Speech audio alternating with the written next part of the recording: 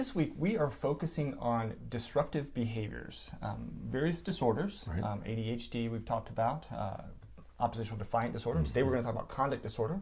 But we're talking about different conditions, and tomorrow we're going to talk about disruptive mood dysregulation disorder. Right. But we're talking about conditions and situations wherein children display very challenging outbursts, sometimes rages, sometimes serious disruptive behaviors in different contexts. Right. And we're focusing on two sets of behaviors. One is related to intentionality, Right. intentionality versus dysregulation. And so we'll be talking about that. Right. And the other is, the other thing that differentiates some of these things is the frequency, intensity, and duration of these outbursts. Right. And I just had a wonderful thought that we'll have to put into my workshops from now on about stuff you were just saying, about the intentionality part. Just because it's intentional doesn't mean it needs to be punished in some way. Right. Okay. Sure. I was just thinking about that don't think of intentionality as, oh, I punish this, but I don't punish Right. this. Right. That's not. There's interventions for all of these things, whether they're intentional or not. Right. So intentional doesn't necessarily make it worse. Right. It's just a different kind of intervention. Absolutely. So today we're going to talk about the one that is worrisome, Right. and that is conduct disorder. Right. And yesterday we talked about children who have a diagnosis of oppositional defiant disorder. And usually that appears fairly early, Yeah. probably preschool years. Yeah, Okay, sometimes. goes into elementary school. And what we want to be careful of is that the oppositional defiant disorder behaviors don't get worse, Right. don't become more malignant. Right.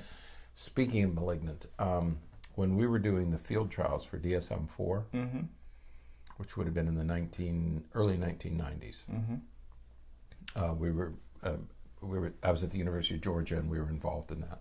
And the head of that study group for the disruptive behavior disorders came in and said, we're finding kind of a malignant type of ADHD, didn't know what to call it. And I mean, that became the conduct disorder. Right. Okay, and he referred to it as a malignant type of ADHD. It was more than ADHD. Right.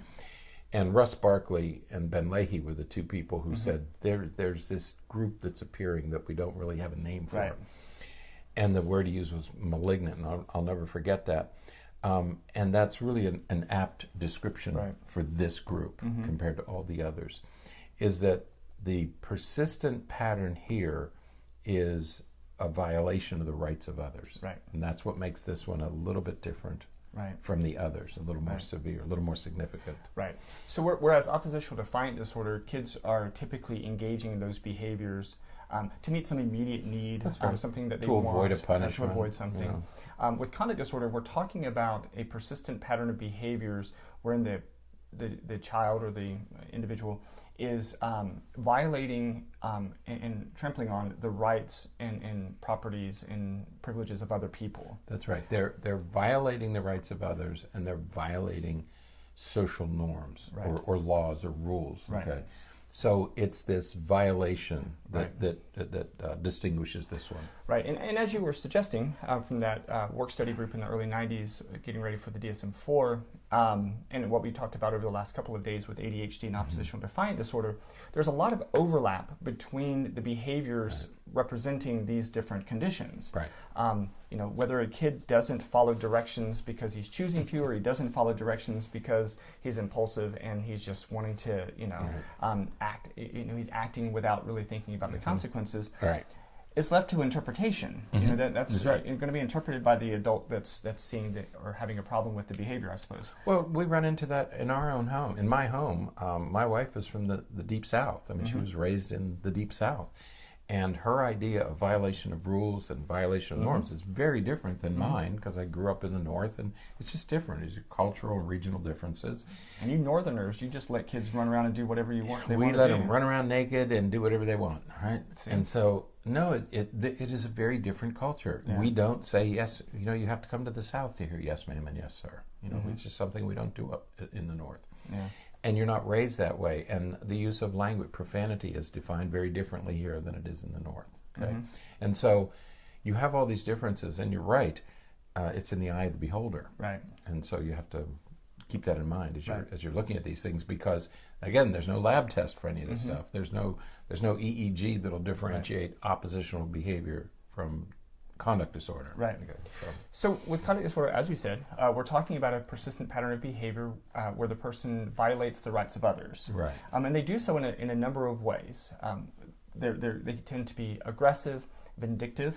We talked about vindictiveness with oppositional defiant disorder, but these kids tend to take it to the next level. Take it to another level. And so we may have serious behavioral issues, serious vindictive behaviors like fire setting, or destroying somebody's property, or vandalism of different sorts. And so we're kind of taking this to the adolescent version of oppositional behaviors. Yeah, with oppositional defiant, we saw that those kids are angry and irritable, they're argumentative, they're vindictive.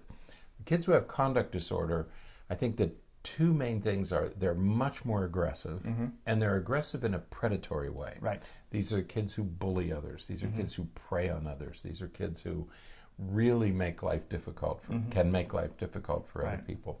The other thing they do is they destroy things. They destroy property. We always hear about fire setting. One of the first things you learn in our business is, well, if he's setting fires and killing animals, that's because those are conduct disorders.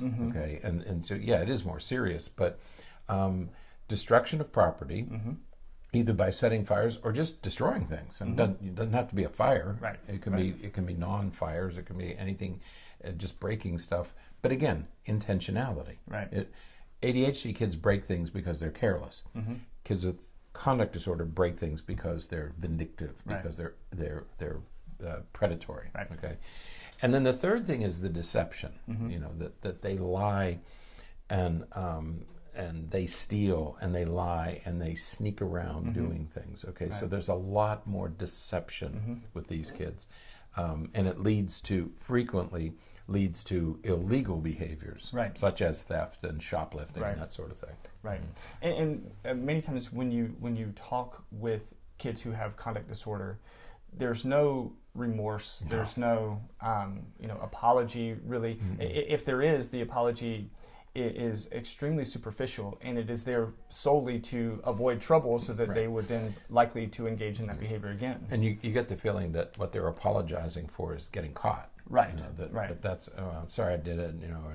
And then to avoid punishment. Right. There's contrition to avoid punishment. And again, if we're differentiating this from ADHD, certainly the ADHD children have been in trouble for shoplifting. Right. But it's one of those, I've talked to a number of these kids, and it's like, they're holding something and they see something else that they want. So, I'm just going to put this in my pocket and go I'll pay for it when I get there. Right. And so it's not and then when they get there, of course, they forget that it's in their pocket. And so the intentionality isn't there for ADHD. It is there as a very deliberate deceit for kids with conduct disorder. Right. And again, there's child onset, so the behaviors can appear early in life, or adolescent onset. And many of these kids, they do okay through elementary school, and then they get to those early post-pubertal years, the early years of teens, and the wheels just seem to fall off. These are the 20%. We talk about how difficult adolescence is. It is for 20% of kids. 80% of us get through adolescence with a few bumps and bruises. Right. But most of us get through it okay, and we graduate. Absolutely. It's really difficult for 20, and this is the group that it's really difficult for. And in differentiating, those with the childhood onset versus those with the adolescent onset, despite the frustration of it, those with adolescent onset tend to fare better. Their prognosis is much better because it comes a little bit later, and they tend to work through those issues, and they return to more healthy, appropriate reactions and behaviors. Those with the childhood onset, because of anytime you're talking about something that's more chronic, something that's lasting longer, we're talking about more serious concerns. And so if there's a childhood onset, and especially if it goes untreated and isn't managed, then you're talking about a more concerning prognosis. That's right. And when you have these kindergarten kids who do these sorts of things, who who breaking rules, and they show no fear. Right. They're not afraid of the teachers. Curse out teachers and all that kind of They stuff. go to the principal's office and tell her to go fly a kite. I was worried what you were saying with that. Man, you got me. You got me. Good job. I've learned. I used to do that sort of stuff, right? I know. We'd finish and he'd say, you mentioned it. I got to edit, but now it's okay. I don't have to. So even I can learn, right? Man. Old dogs and new tricks. I wasn't going to say it. Go ahead. Yeah, it's true. I know what you're thinking. I forgot what I was thinking. But with the early onset is troublesome, because if a child, but we don't know. The other thing is I can't tell you in a particular 5-year-old whether that child is going to be socialized gradually through the first 2 or 3 years of school, or whether it's going to persist. Right. What we do know is that by the end of 3rd grade, by the time a child is about 8, if they're still displaying these kind of behaviors, we're probably looking at a chronic condition. Right. Okay. Most kids get socialized by the end of 3rd grade. Those who don't, we're probably looking at something more chronic. Right. But at age 5, I can't tell you Right. where it's gonna end up. Right. We just have to do as much as we can. And teachers are very good at doing as much as they can. Right. I mean, when you think of teachers taking all these kids in at age 5, and by the end of 3rd grade, most of them are doing just fine. Right. That's pretty impressive work. It is, and so as we're thinking about again these differentiations with oppositional defiant disorder and conduct disorder, we tend to see these behaviors based through intent. Right. There's a deliberateness to their behaviors, and when we talk about frequency, duration, and intensity, the intensity. The intensity, frequency, and duration is going to be dependent upon how quickly they get what they want. Right. If they have a plan to get back at somebody who they feel has done them wrong, this may be a quote unquote duration that lasts days. They may not be chronically irritable. They may not even show signs that they're planning for those days. But it can last days, and when you talk to them, well, why did you do that? Well, last week he said this to me, and so I had to get even. I had to get him back for that. So the duration and intensity and frequency are going to be dependent upon what it is they're trying to achieve, and it's going to meet those needs, meet that goal, and then it'll be gone, and then you may be getting ready for the next one. Right.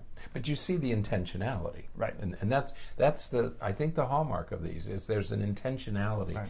Later on, we refer to it as sociopathy. Right. Okay, that these are the sociopaths. Well, not all kids with conduct disorder move on to that. Right. A small percentage. But some do. Yeah. Okay, just like some kids with ODD progress to CD, some kids with conduct disorder progress to antisocial personality disorder. Right. Yeah. But again, it's not deterministic. Right. We have to do the best we can. And Right. hope that we can yank them out of the fire before it gets too bad. So we talked about child onset, adolescent onset. That's important. Also, when we talk about deception, truancy is a form of deception. So these kids are frequently truant, and so deception can take many forms. Right. But make sure that when you think of conduct disorder, these are much more serious said the word charge. More serious charges. They're more serious implications with conduct disorder. But it's aggression, deception, and deceit that we want to keep an eye on. But they're in severe form, and they violate the rights of others, and they bring themselves to the attention of even legal authorities because they're doing things that are violating not only social norms, but laws. Absolutely. Now tomorrow we're going to shift gears a little bit to our last disorder in this series, and it's disruptive mood dysregulation disorder. It's a brand new diagnosis from 2013 with the release of the DSM-5, and so we will dig into that one tomorrow. But here you see when disruptive mood, okay, we're moving into a little different area of dysregulation rather than intentionality. Right. So again, we want to make these distinctions. That was spoiler alert. That was going to be the surprise tomorrow. That's all right. It's fine. We'll have some other surprises for you tomorrow when we talk about disruptive mood dysregulation disorder. So, until next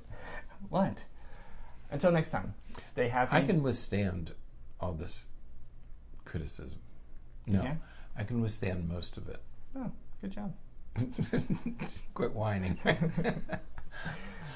You're going to make me edit. All right, until next time, stay happy, stay healthy, and forget to be afraid.